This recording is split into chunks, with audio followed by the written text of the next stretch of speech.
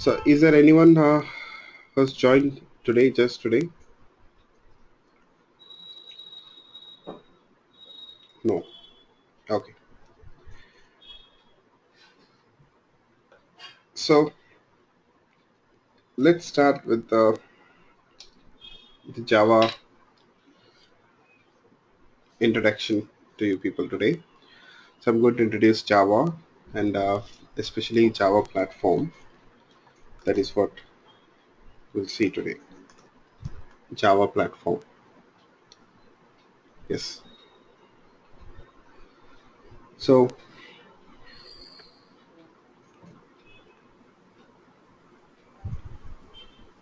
what is this Java platform? Prashant, hi. I guess you have to mute your mic. Could you please mute your mic, Prashant? Oh, thank you. Yes. So, what is Java platform? Uh, Java platform means you can say that it represents set of resources needed to run a Java application. Java platform represents set of resources needed to run or execute a Java program, I can say, Java application. Yes. Yeah. So Java platform represents set of resources needed to run or execute a Java application. Yes. So when I say resources, in this context, I can say we are referring to software resources especially. Okay.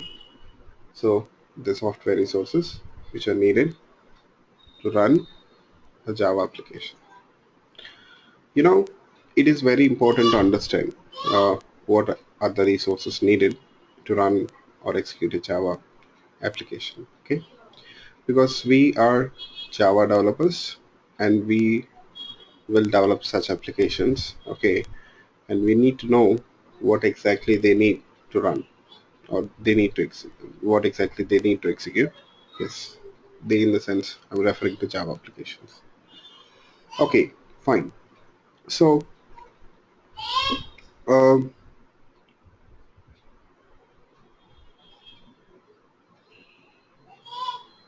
one more important thing here. Uh, you'll hear this term platform a lot. Okay, so in general, okay, in programming, when you hear this term platform, I can say that uh, it refers to both. Okay, if you say only platform, I can say that we are referring to both hardware and software resources to run an application. Okay, platform means yes, I can say it represents set of resources which includes both hardware and software resources to run an application. Application developed using any programming language in common. You know, any application, okay, developed using any programming language, it needs set of resources. So basically, we can broadly classify them into two types: hardware resources, I can say, and software resources. Sorry. Okay. So hardware resources includes memory, CPU, or say processor,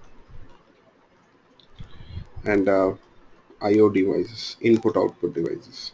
So these are the most important resources I can say. Especially I'm talking about hardware resources. and you got software resources. Now, the most common software resource which you need is operating system first. Any application, I'm just talking about the applications in general. That means not specific to Java, or it can be a Java application, it can be a C++ application, it can be a .NET application. Okay, irrespective of what programming language is used to develop this application, it needs certain resources. Okay, it needs set of resources. Yes, it includes both hardware as well as software resources, I can say. Okay, now these are common. Software resources, operating system is common, but now the resources which I'm talking about,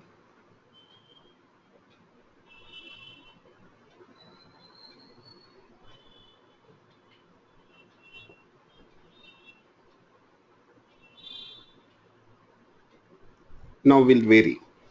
Okay, so far, okay, these are common resources for any application. Any application means application developed using any programming language. From here on, when it comes to libraries, you need libraries irrespective of what application it is. You need libraries.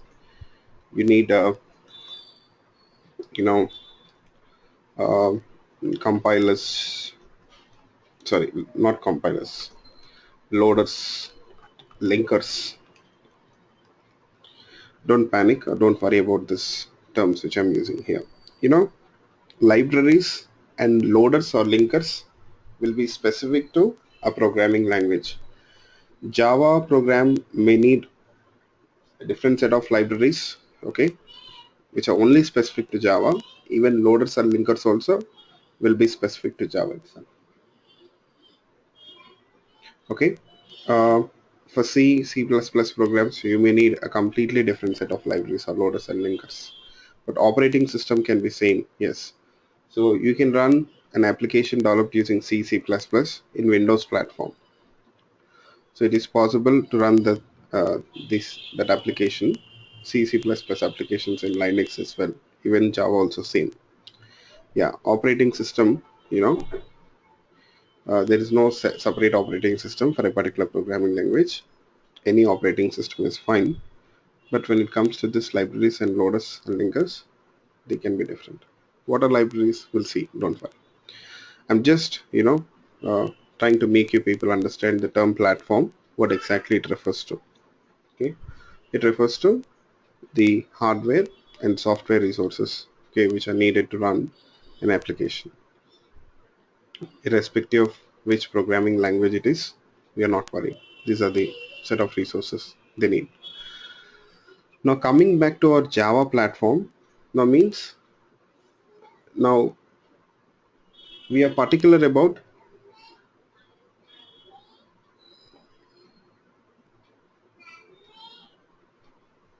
the resources which are needed for Java application. What are they? Let's see. So core components, what are they? Let's see. JVM, it stands for Java Virtual Machine, and you need API, stands for Application Programming Interface. Okay. Yes. So it's also known as a library. The other term used for API is library. Okay.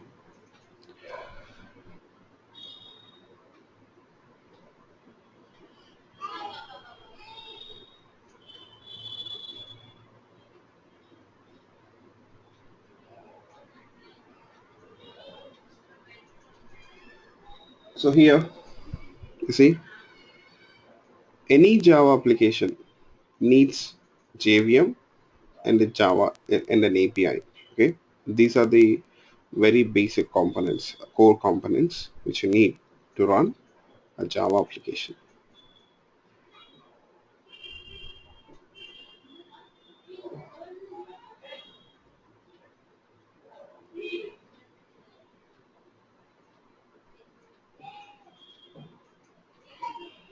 Okay, so we'll now uh, we'll discuss about this core components. We'll try to understand why we need or what they do. Okay, what is the role here played by these core components in executing a Java application? We'll see that. Okay, just a second, please. Just a second.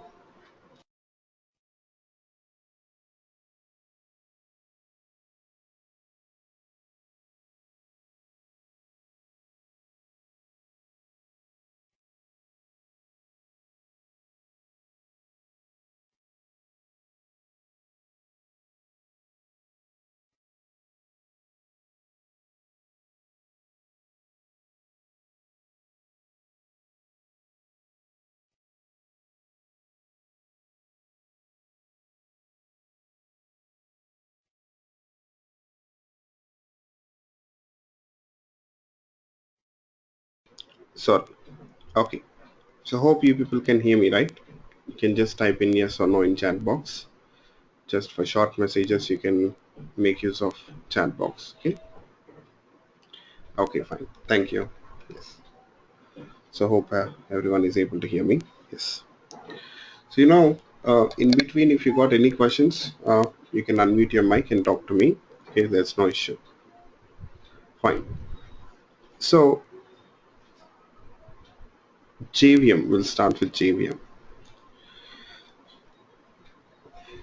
JVM, and both JVM and API, basically software resources, I can say.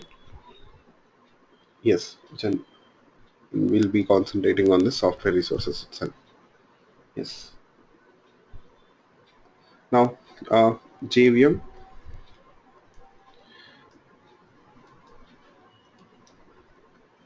is originally developed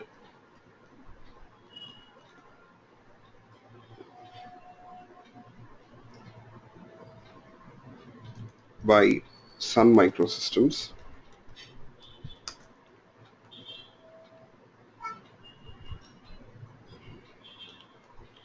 Yes, JVM is originally developed by Sun Microsystems, I can say.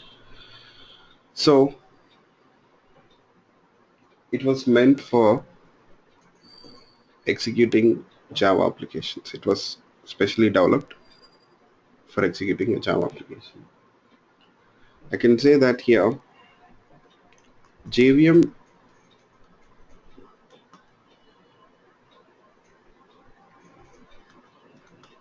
okay, is responsible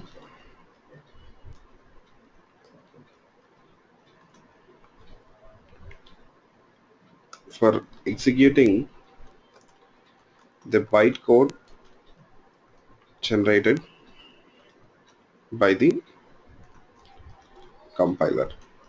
Okay, at this point, you know what? I would like to talk about very basics of writing a Java program. Okay, we'll go through this. So JVM, as I told you people, okay, it is responsible for executing bytecode generated by the compiler. What is this bytecode and all? Let's see. Okay, yes.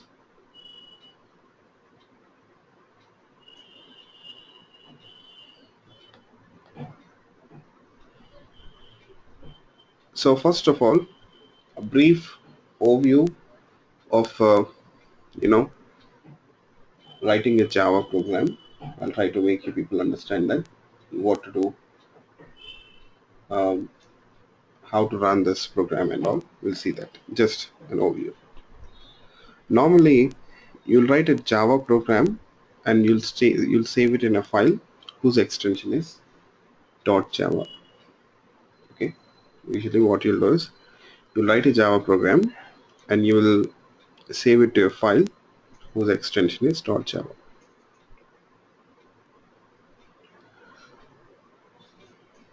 So this file, basically it is called as source file. The .java files, wherever you come across .java files, yes, you can call them as source files. And you know what? Here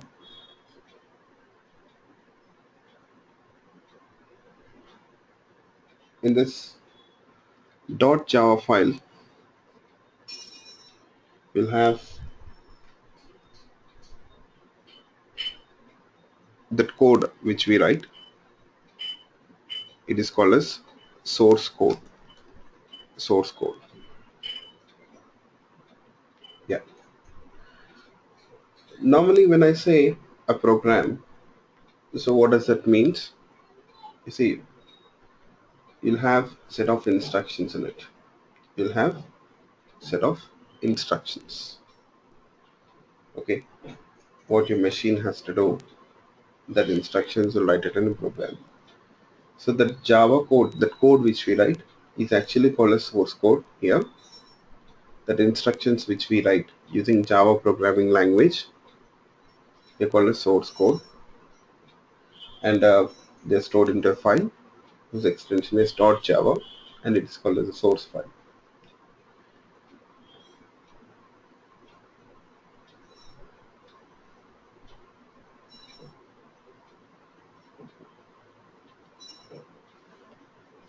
You know what? Here, the source code which we write,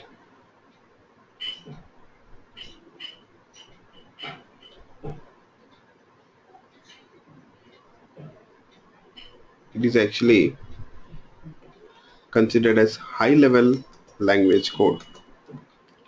High-level language code. Yes, the Java code which we write, the source code, is called as high-level language code. Yes.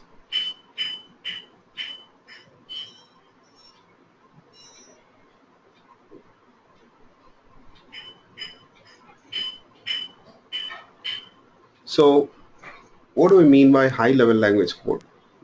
Few people might be familiar with this. Yes. So, can you people tell me what is high-level language code? Yes.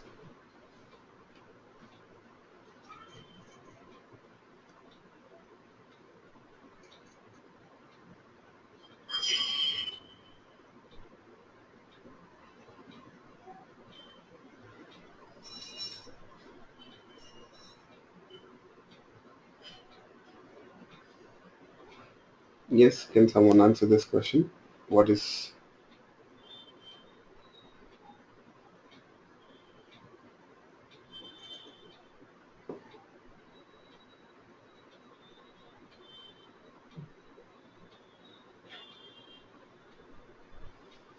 any idea? It's more like the language we can understand, but the machine can't understand. So we need to convert high level to low level language code. Yes. That's right. So, you know, usually high-level language code means um, the language code which we human beings can easily understand, read, write. Okay. So this is specially designed for us, for we human beings, so that we can work with these programming languages easily. You know what? But this language code which we write, okay, that high level language code, okay, it is easy for us to understand, for us to write and all. But your machines, they cannot understand this high level language code. Yes, that's a problem. You know, machines, they have got completely different language. Basically, they can understand only binary formats. You know, so very low level language.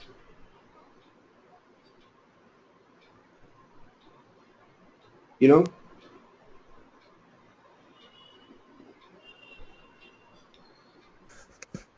the high level language code, because okay, your machines, they cannot understand, it has to be converted into low level language code, a machine level language code, I can say, which machines can understand. Yes. So now in order to do this, we need a compiler. Okay. So we will write this code. okay, which we can understand, which we can easily work with. But again, this code has to be translated into the language code which your machines can understand. Yes, that is where the compiler comes into the picture. Okay, compiler is also a software component. Okay, it's a program, I can say it's a software which is specially designed to translate this source code which we write into low level language code or machine level language code, and it is called as bytecode. It is actually called as bytecode. Yeah. So after you're done writing the Java program, you have to pass this Java program to a compiler. Okay, you'll have a Java compiler. Sorry, compiler. So the input for the compiler, okay, is your source code. Okay, that takes that source file in which you got that source code. So compiler will take the source file, reads the source code, and you know what it does? The first thing, it will check for syntax errors. It will check for syntax errors. So what are syntax errors? Normally, you know what, for every programming language, you'll have a syntax, set of rules which you need to follow while writing the Java program. Yes.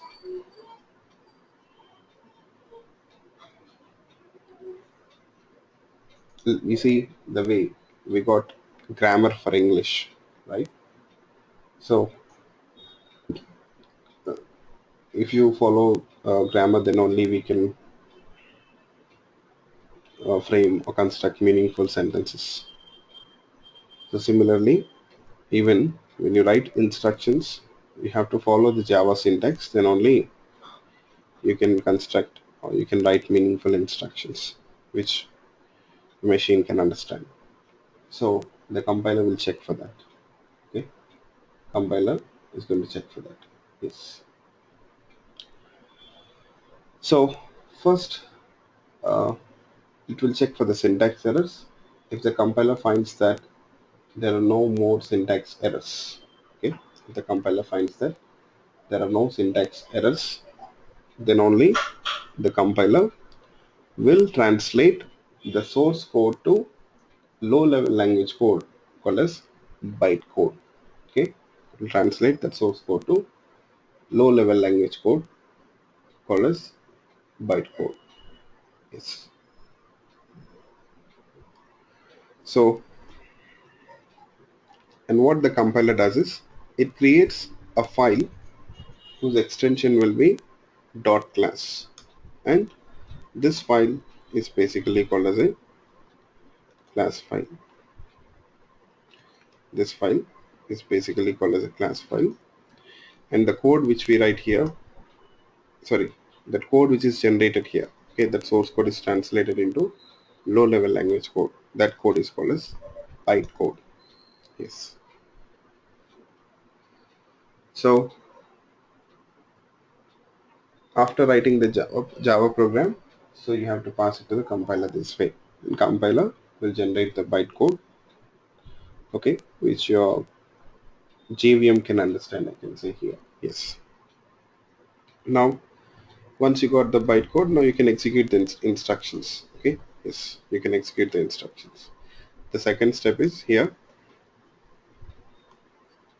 You'll invoke the JVM and you'll pass this class file to the JVM. And JVM will execute the instructions and will give you the results or output, I can say. Yep. So this is the process of writing a Java program, compiling it, and then running it, executing it. Okay, though it was just a brief introduction. Anyways, we'll see it. We'll do practicals on this. Don't worry. So Now you see JVM is responsible for executing that class file. In the class file, what you got? Bytecode, which is a kind of low-level language code, which JVM can understand, and it executes the instructions and gives you the results and results or output accordingly. Fine.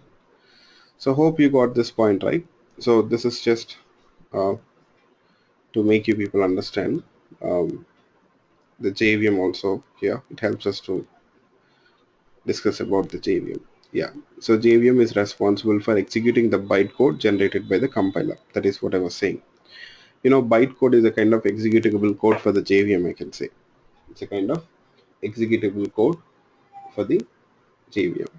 Yes. So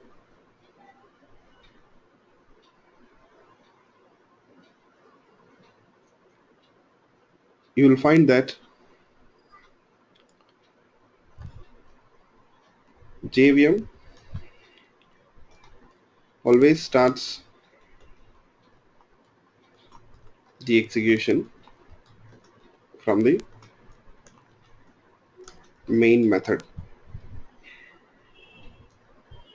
You got main method. Yes. Please make a note of it. I'll tell you people later on. Yes, first just make a note of it. So methods are similar to functions in C, C++. So hope most of you people are familiar with C here. Just got some idea about it.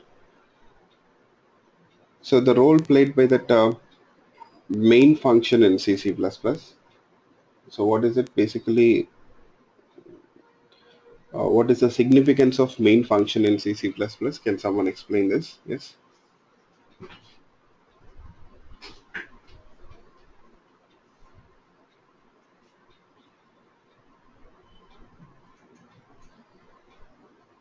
Through text or through chat?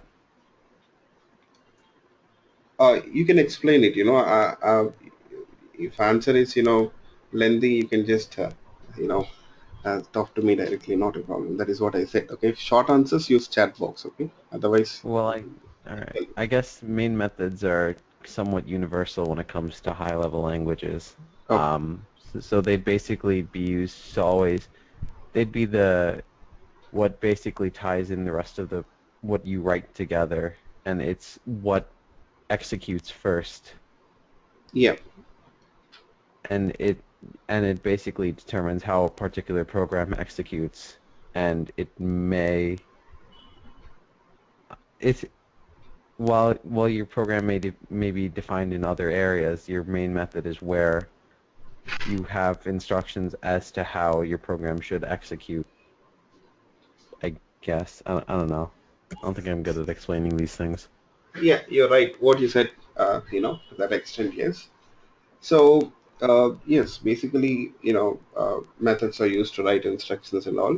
Yeah. So, what exactly you want to do? Okay. Yes. So, the task will be defining it in this methods itself. But, especially I was concentrating on a main function, the significance of main function in C, C++. You will find that when you start or when you run a C, C++ program, always your program starts execution from the main function. You might have defined several functions. Okay, in a C C++ program also you can define multiple functions. You can have more than one function, but you will find that your program always starts execution from the main function itself. Main function is the starting point of your program execution. Main function is the starting point of your program execution.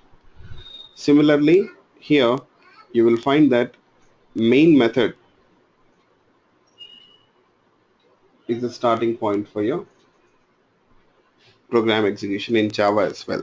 So when you start the JVM and you pass a class file, the JVM will look for this main method. Okay, so it will check whether there is any main method in this class file. So if it finds it, then it starts execution from that main method itself. What if the JVM fails to find the main method? If the JVM fails to find the main method, then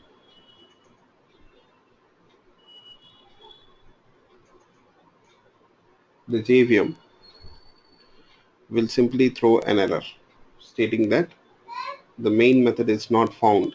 Okay, yes, it states that the main method is not found. Yes, that is what it does. Okay, fine.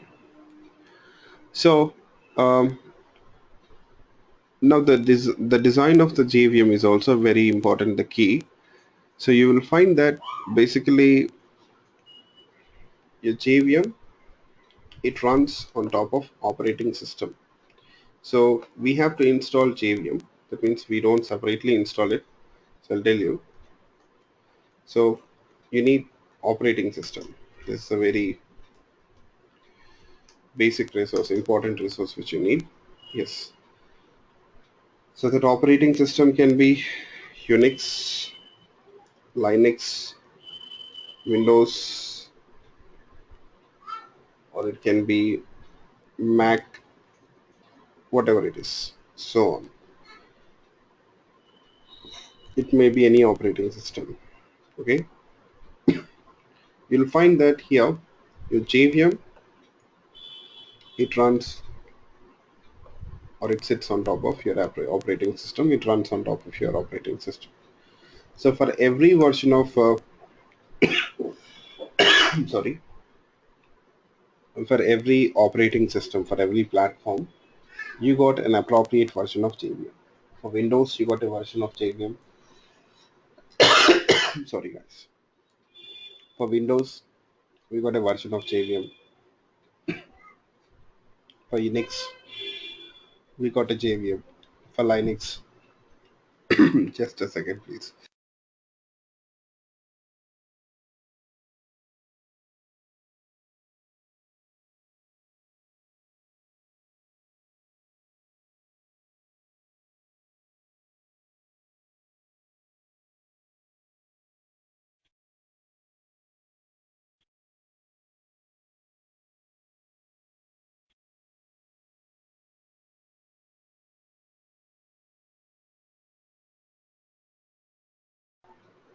Sorry. Okay. So yeah, for every operating system, for each operating system, you have an appropriate version of JVM. Yes. Now you see the JVM, it sits on top of operating system. It executes. Now your Java applications, yes, you'll find that they run on top of JVM, I can say. In turn, your Java applications, which we write, so our Java applications, they run on top of JVM. Yes. Yeah.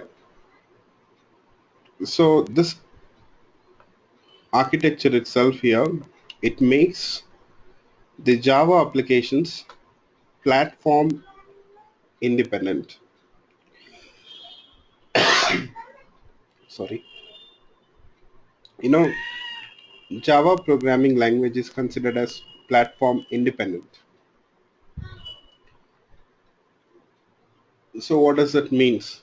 Platform independent means, yes.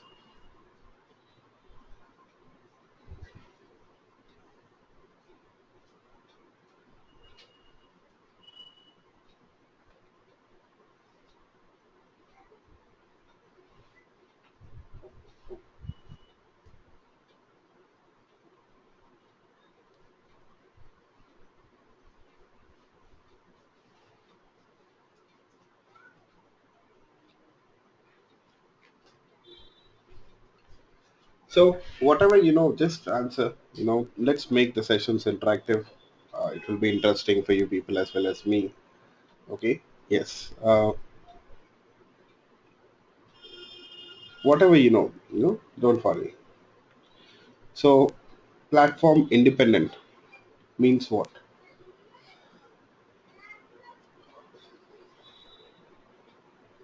It works on any platform. Okay, it works on any platform. Like any OS, I mean from any PC to any PC. Okay. Uh, but you know what? I can say Java programming language is platform independent, but C or C++ is not, is platform dependent. So how do we see this? But you know that C++ programs also, they run on Windows operating system. We can execute them on Linux operating system, but still they are not considered as platform independent. They're called as platform dependent. Yes. I think Java is more like if you compile on x86 platform, you can use that bytecode and you can run it on any AMD platform or Sunspark or any other platform. It'll run. But C++, I think if you compile on x86, if you take that code and run it on a Windows I mean probably on a Spark machine or AMD machine, it won't run. So it's more like a processor independent platform, I can say, Okay. Java. Yeah, not only processor, but you can say operating system also. Okay. Yeah, I do agree. That's right. But you can say simply operating system also here. Okay. Instead of processor. Yeah. So what happens is, what he was right, Srinivas. Uh, so the thing is, if you write a Java program, okay,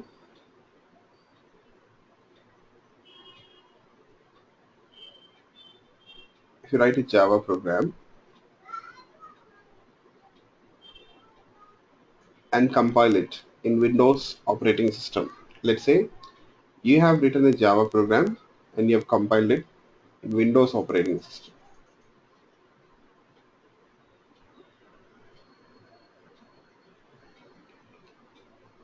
And as a result of compiling the code, okay, what you'll get, as a result of compiling the code, what you'll get,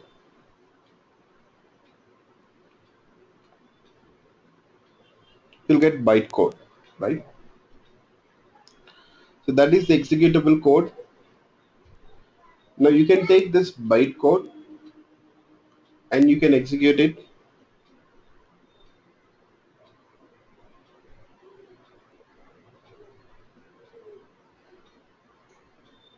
on any platform.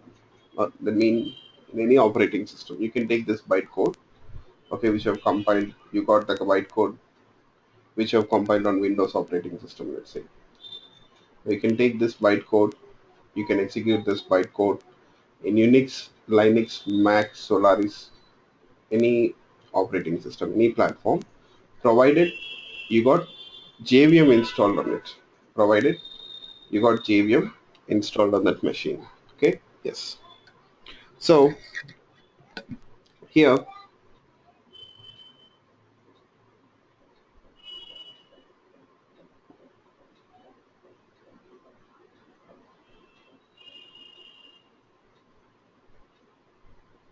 this is platform independence. Independent means write the code in any platform, any operating system, compile it, you get the bytecode, you can take it and you can run it in any other platform, provided you got the JVM installed on it.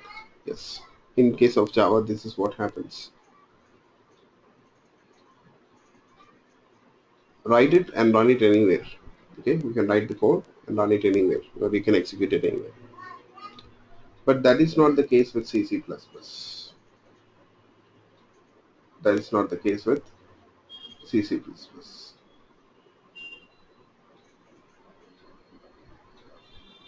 So when you write a C++ program, okay, you'll get some code, when you compile C++ program. Okay, when you compile C++ program, you'll find that you'll get some code, a kind of executable code, let's say if you have compiled it in Windows platform, you'll get the executable code which is specific to Windows platform itself. Okay, you'll get executable code which is specific to Windows platform itself. And you know what, here you cannot execute this code. You cannot take this code and execute it in other platforms like Unix, Linux, and all. It is not possible. Okay, you can't do that. So that's the reason why C++ programs are called as platform dependent. Why so? Because the thing is, when you compile a C++ program, that executable code which is generated, okay, by the compiler, it is very much specific to that platform. Okay, if it is Windows, it will be very much specific to in the Windows platform.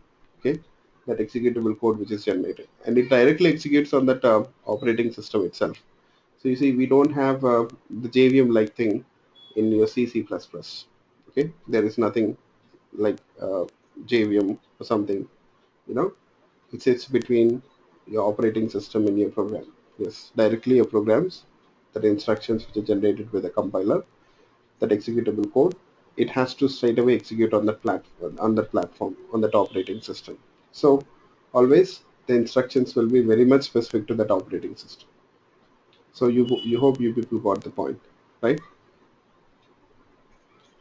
Whereas in case of Java, you see the compiler generates the executable code which is specific to the JVM, not to any platform or not to any operating system. Sorry.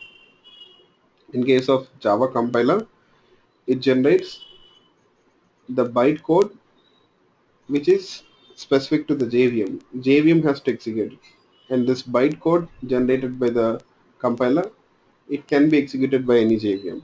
Okay, yes, no matter it is installed or it is running on which platform or which operating system, doesn't matter. So this is how Java applications have become platform independent through this JVM. So I'm sorry. Hope you people got it. So anyone got any doubts in this regard? Please let me know.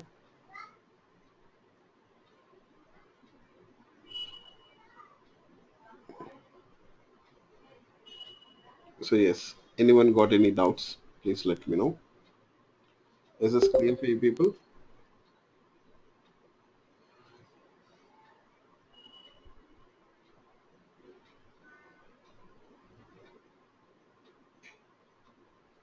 Okay. So I'm assuming that this is clear for you people, right? Yeah.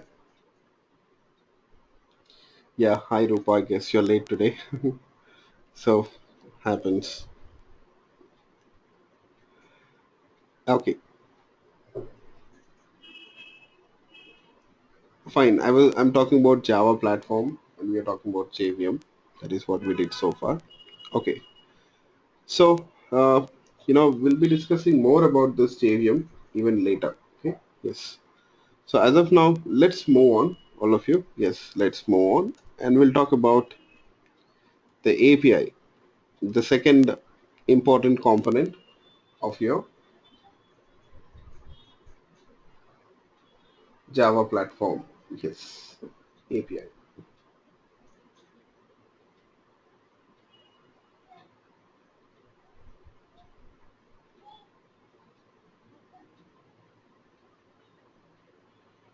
So yes, is anyone familiar with the API?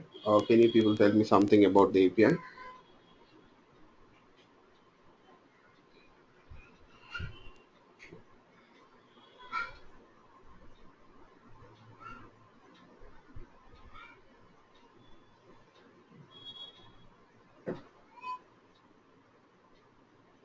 Okay.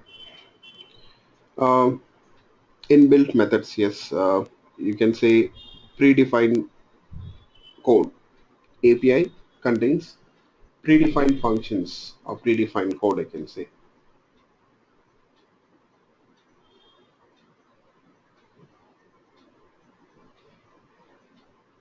API contains predefined code. Okay, yes. I can take this. So let me give a standard version of definition for the API. Yes, API stands for Application Programming Interface, as I told you people already. Programming interface, and you'll find that API is a large collection of predefined, just a minute, yeah, predefined classes and interfaces grouped into various packages.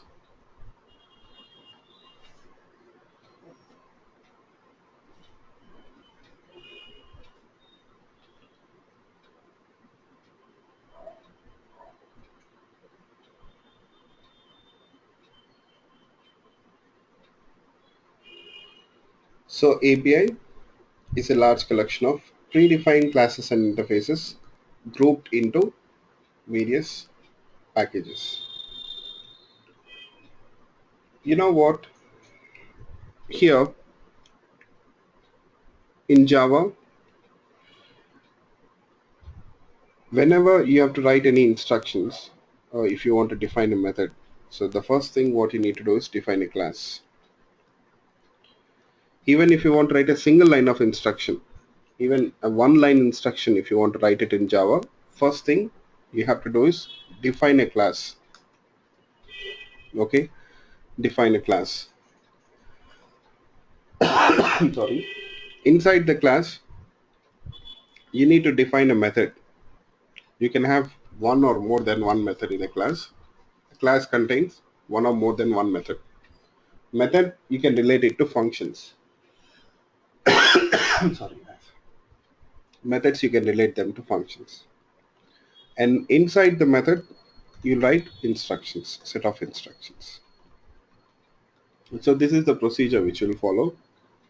So whenever you have to write any code, the first thing what you need to do is you have to define a class, and then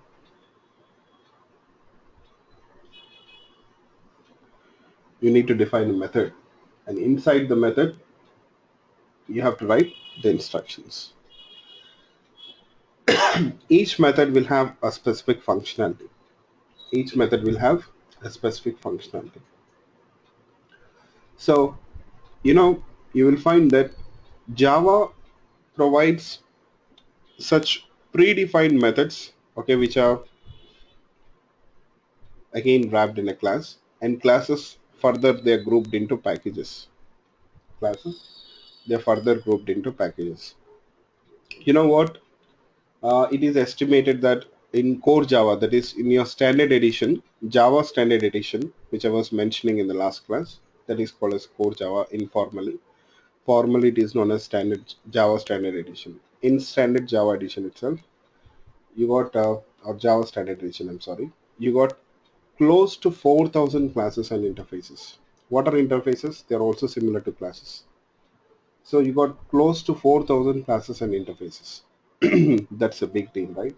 So in that classes and interfaces, predefined classes, again you got methods. On an average, you can say 10, just a rough approximate. They can be more than 10. On an average, I can say you'll have 10 methods in a class. That means each method again it represents a functionality. So that means you have a lot of methods which you can make use of in the application development, I can say. Okay, yeah. You know what? Here I can say that API provides core functionalities,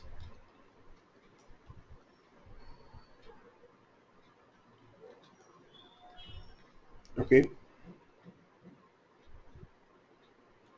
core functionalities needed to develop an application. API provides core functionalities, the very basic functionalities. Core functionalities means the most common functionalities which are needed in any application development.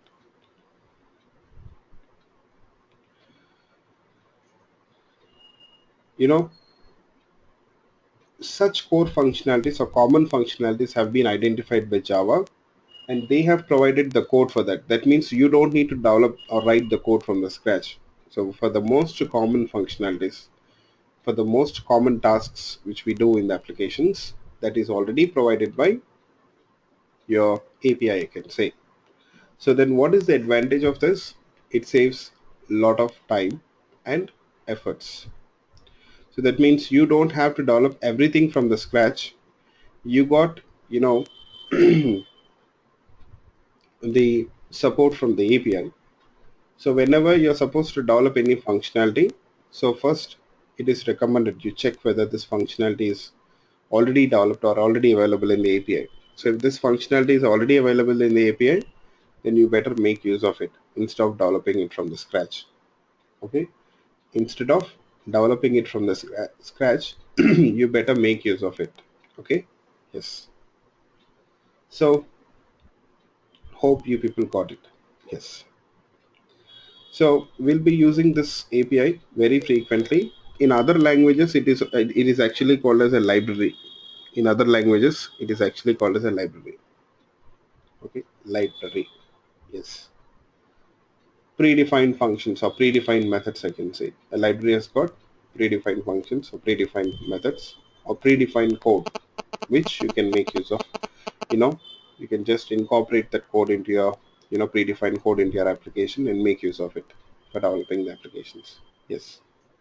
Okay, fine. So, is this clear for you people?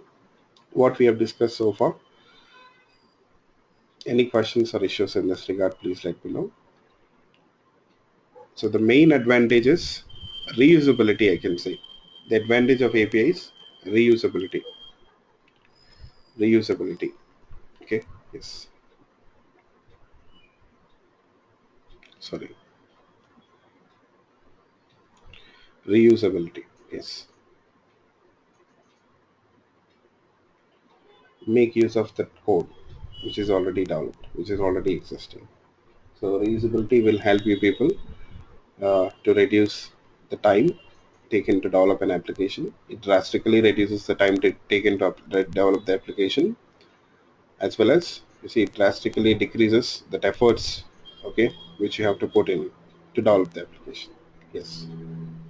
So any questions, please let me know.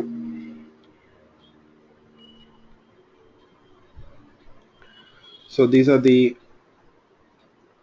core components of your Java platform. So now the next thing what you need to do is you need to know how to configure this Java platform.